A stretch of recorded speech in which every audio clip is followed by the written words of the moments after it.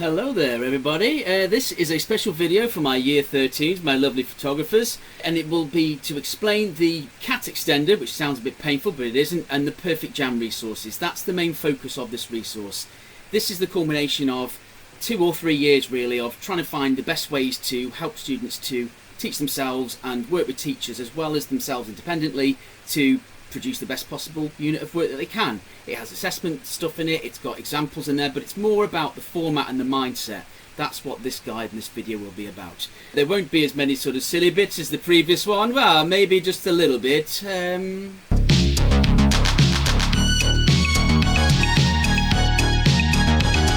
Oh, hell no! But aside from that, I'm going to keep it all sharp today and concentrate on the resources themselves.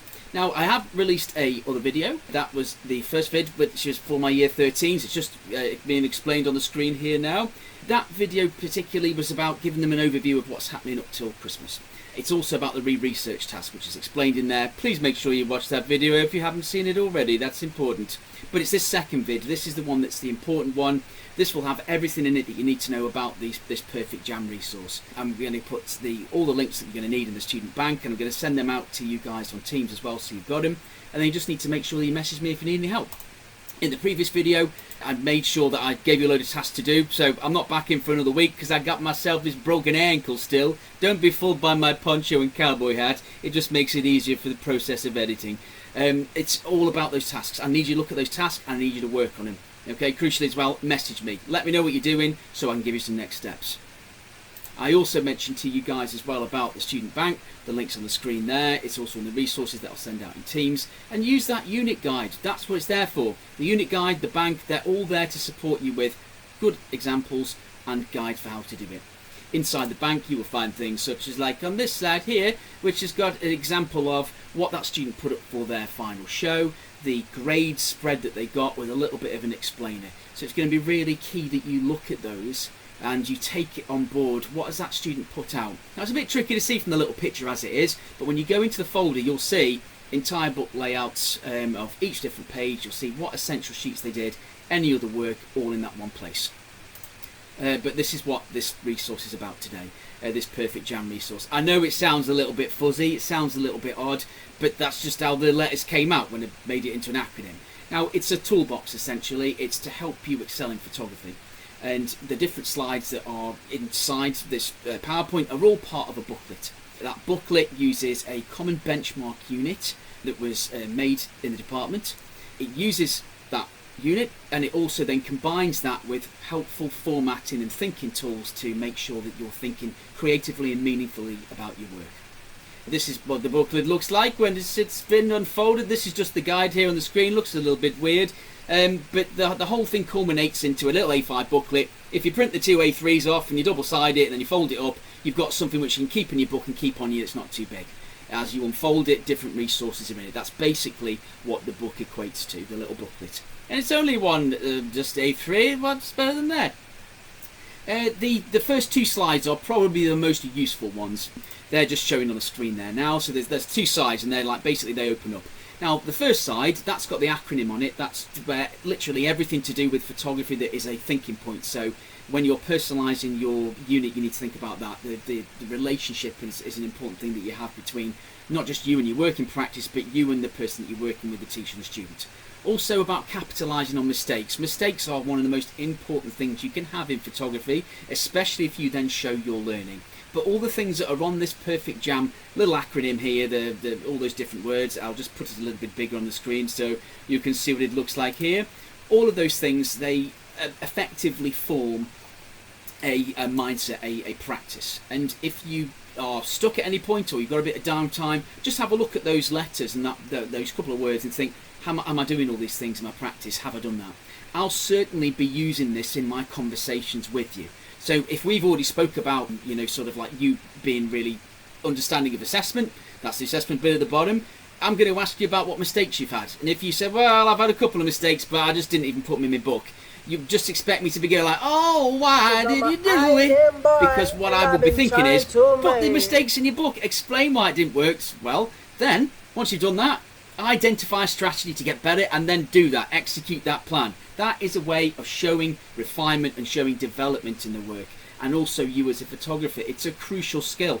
Don't just make a mistake and don't learn from it. What's the point in that? So please make sure you focus on these key things. I will be focusing on that when I get back with you. Just going back to this the other main slide before we look at it. Now the other side, the side 2. So with the little A5 booklet, when you open it up, what you should have in the middle is something that looks like this. Now that is a hell of a lot of words. It's like a lot of stuff just going on. It looks a little bit like Word City. That's how I would describe it. But this, basically explaining it on this slide, this shows you how the page is broke up. You've got 3 bits. You've got the 3 P's, 5 R's and a cat, which sounds like a weird spell, but it isn't. The 3 P's and the 5 R's are thinking tools, mindset tools, working practice tools, whereas the CAT, the conceptual, aesthetic, technical extender, is a technique you can use to find something good that's working, or possibly you could flip it and find something that's not good, and putting it into this format to target ways of developing. Now I'm going to go through it pretty much in order, but I thought it's best to start off talking about the 5 R's. That's the bit that's at the top right there. It's a checking tool. Now if I put this slide on the screen, it just shows the 5 R's just a little bit bigger on the left hand side of that slide there. You should be able to see in the bottom left it says this, basically 5 R words. Relate, refine, review, realise and reveal. When you are going through your book and when you are checking your work, you need to just use those as a bit of a guide. Have you related the work? So it says there, relate, that's the top R word. Relate your work, images and theme, to a question, whatever you're looking at, to show how your images relate to your intentions. Have you actually explained that? If your work relates to an artist, have you included their image on there? Have you explained the connection between it? You need to relate it. Don't just do random stuff, otherwise you won't get the marks and it'll be confusing all the way through. Just to pick another random word from there, like realise, for instance. You know, have you identified which images are the good ones to take forward or which ones are the bad ones to take forward? Have you done that through a contact sheet with your cropping and selecting? Have you done it through your contact sheet, going to your best 9s to your best 1, and then analyse that and connect and explain? You have to understand why it is a good image to take forward. You have to show why you think that and what your justification is for that. So it might be that you use the rule of thirds to talk about space. It might be that the image has got something about it that relates really fantastically to the concept, to the idea. But that's what the 5 R's are about. Just going back to that slide again, which has got all the 3 different parts on it. The 3 P's is the next bit. Now that is a really, really key thing to consider. It's basically the benchmark of starting off and a really good process and format to follow. If I just go on to the slightly larger slide here, you'll see that on the left hand side there, it's mostly in blue. This is modelling and showing how a student has followed that pathway. The first one is pastiche. It's just a word that means working in the style of. A bit of an artsy word. It's probably the most artsy word in the whole thing. I couldn't even put the little jobby above the ear, it wouldn't work.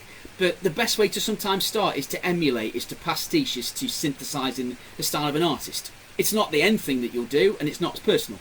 But then you have to go to the second stage where you persevere, you try new ideas, you think about ways of tweaking your work.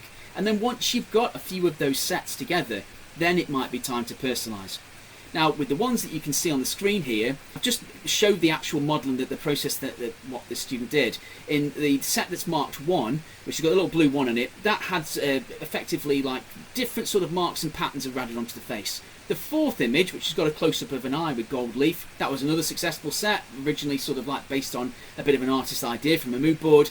And then set number 6, that one, you might have even seen bits like that on Pinterest before, where people follow the contours of the face with string or threads, and then they take the photographs of it. Now, you can't just get an A-level by just like copying artist stuff, and it will destroy your soul anyway if that's what you did. However, if you take the time to start off like that, but then analyse, right, what has worked with this, what is going well? And it looks like a bit of a massive jump, but when you look at the whole set, it makes more sense. So set 1, set 4 and set 6 on this slide, they were all added together and all considered at the same point to think, right, how can I make this more personal? The whole thing was about creative approaches to portraiture. And if I just quickly swap to this slide, you'll see that it's fairly similar to the other one I showed you. It's just going through that same process. And this is the benchmark unit for what I want to be considered for this. And I'll be asking you to do this in your work.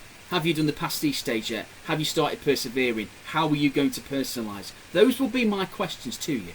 And if you click on the link in the resources that I send you, that will take you to this unit. So you can see everything, the book, you can see the essential sheets, you can see the essay, you can see the explainers. Some of those will follow in a minute.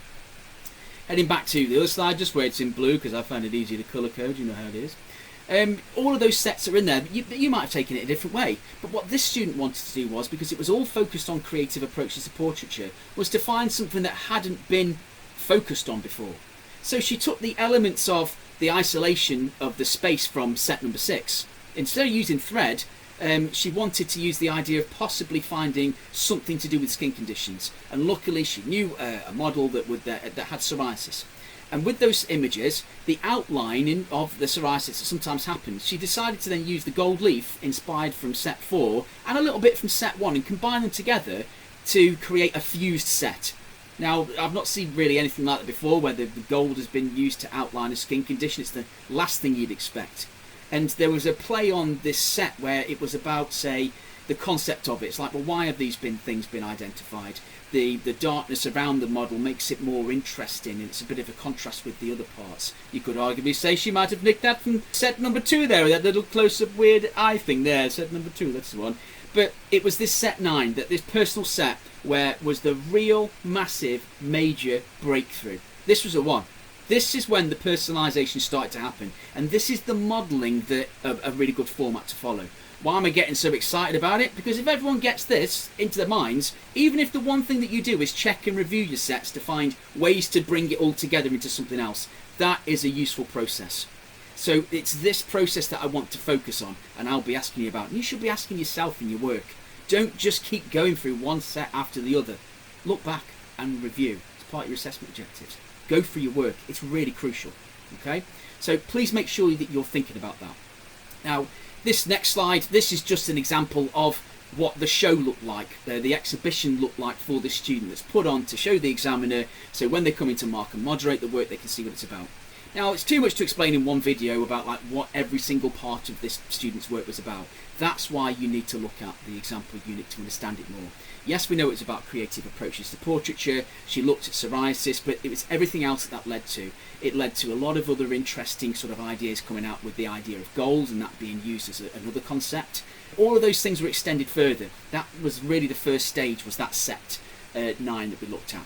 This one on the screen is just showing you that there's lots of things that make up an effective, excellent unit of work. And this was scooting around the AA star border, and I'll explain the reasons why I didn't quite get that as we go on. But it is an outstanding unit of work. There were 2 brilliant sketchbooks that were in there, so well, effectively 1.5 sketchbooks, as it says on the screen there. There was a 3,000 word essay, quite tricky to do, but it's one of those things that it's really essential to get you prepared for other courses that you might go on afterwards. This student also presented a A4 portfolio outcome, which is also in that example linked that I put in the resources. And you can see from the slide there, each one of these little sheets that's on the middle, so I'm just looking underneath that blue highlighted bit, the little red bit that's isolated, those were 6A3 prints. Underneath which, in the little orange bit, they're all essential sheets. My students complete those sheets and write them up in response to the assessment objectives, a really key part of explaining the work. The little blue bit there, that's where all the crucial evidence of it's are. Your 2 books, the essay, the portfolio. The bottom stuff there, the stuff that's in green, those little 3D pieces connected to research that happened near towards the end.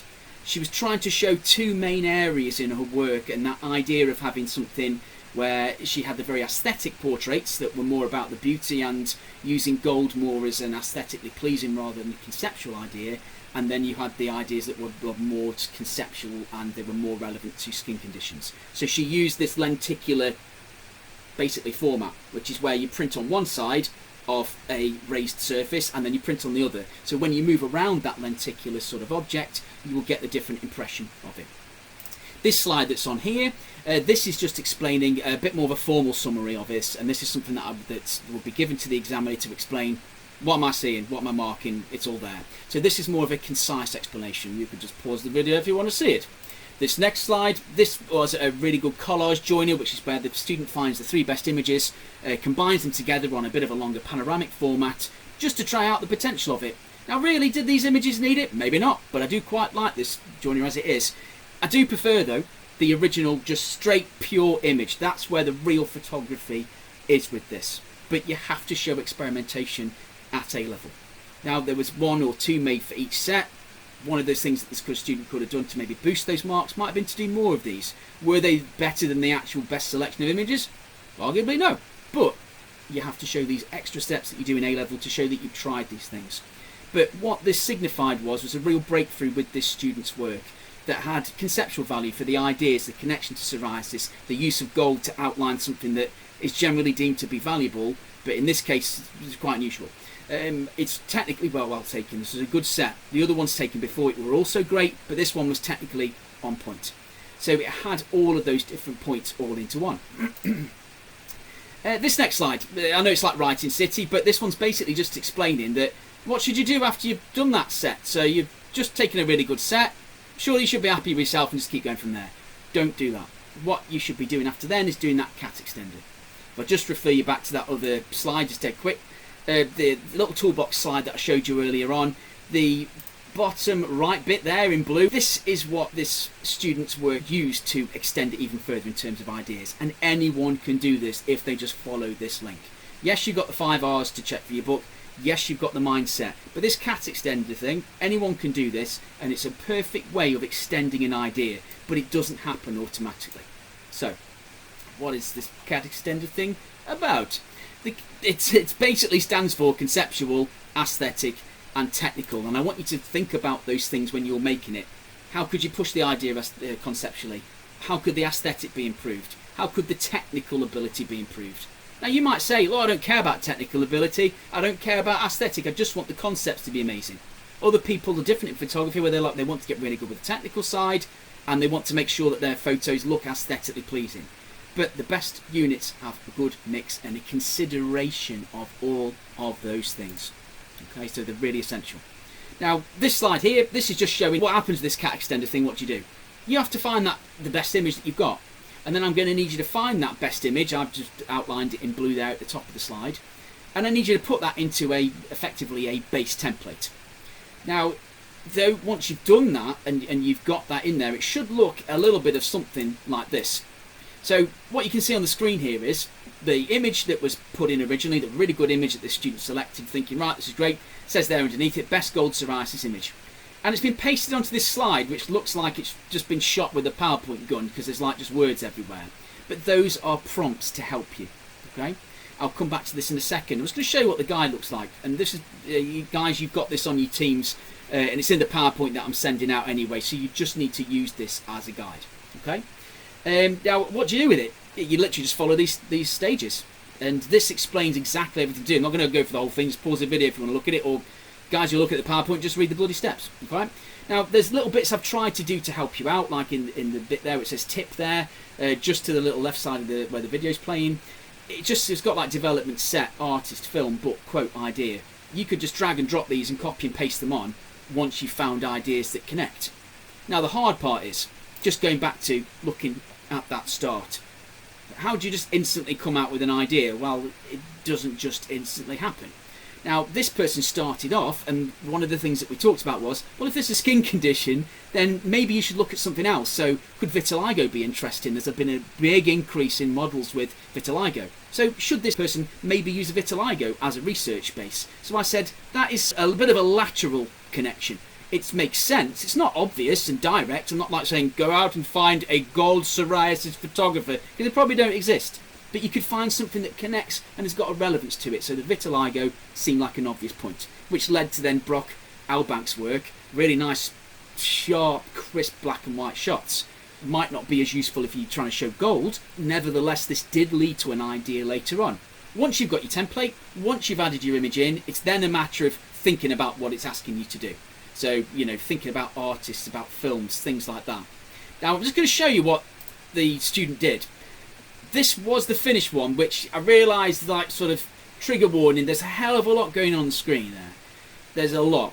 And this isn't done straight away. It takes a hell of a long time, alright? You need to spend time thinking about how you're going to do it. Because when you look on the screen there, it's like, yeah, I can see the original image in the middle, but, like, what the hell's gone on in there?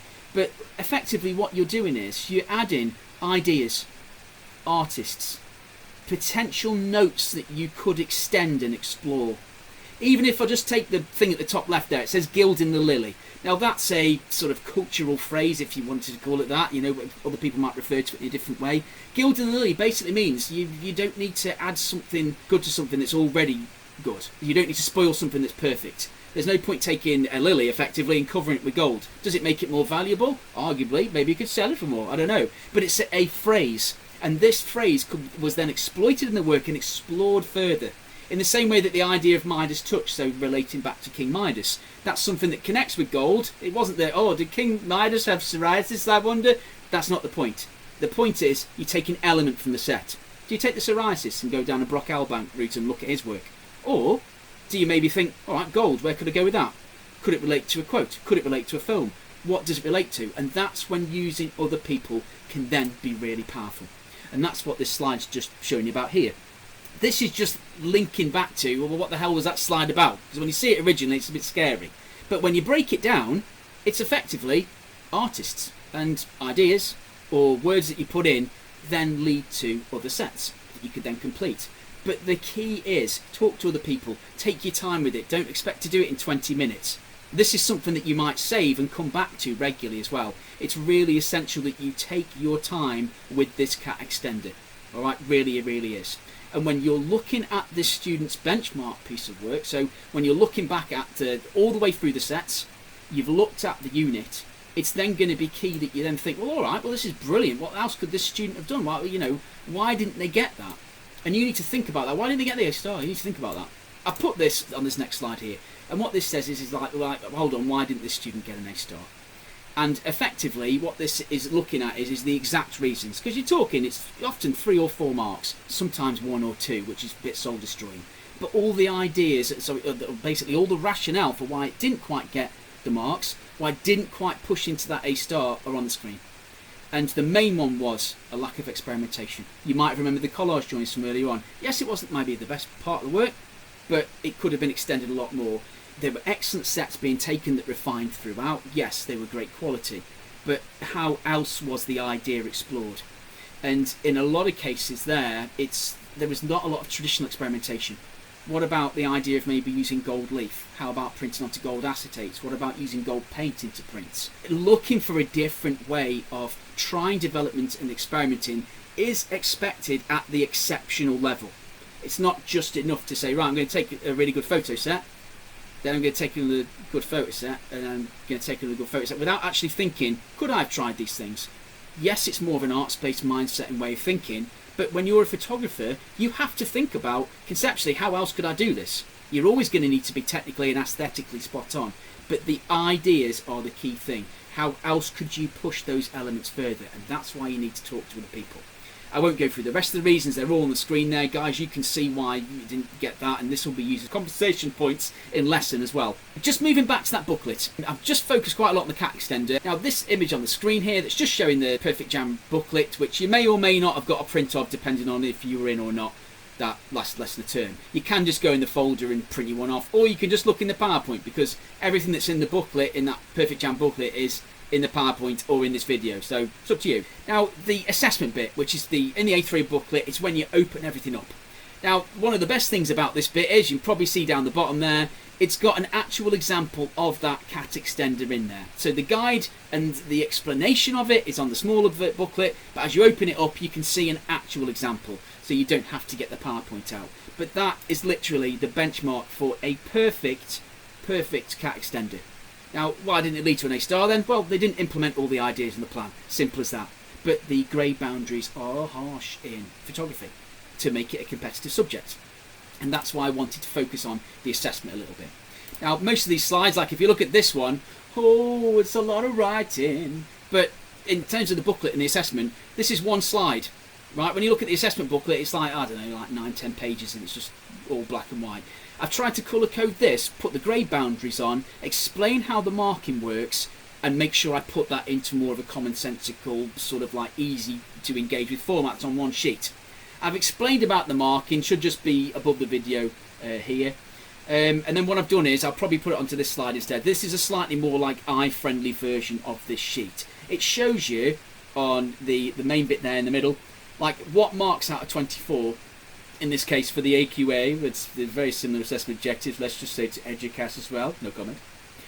You've got different bands. Effectively, your marks are out of 24. You've got 4 assessment objectives. You then need a mark in each one of those 4 assessment objectives to get a grade.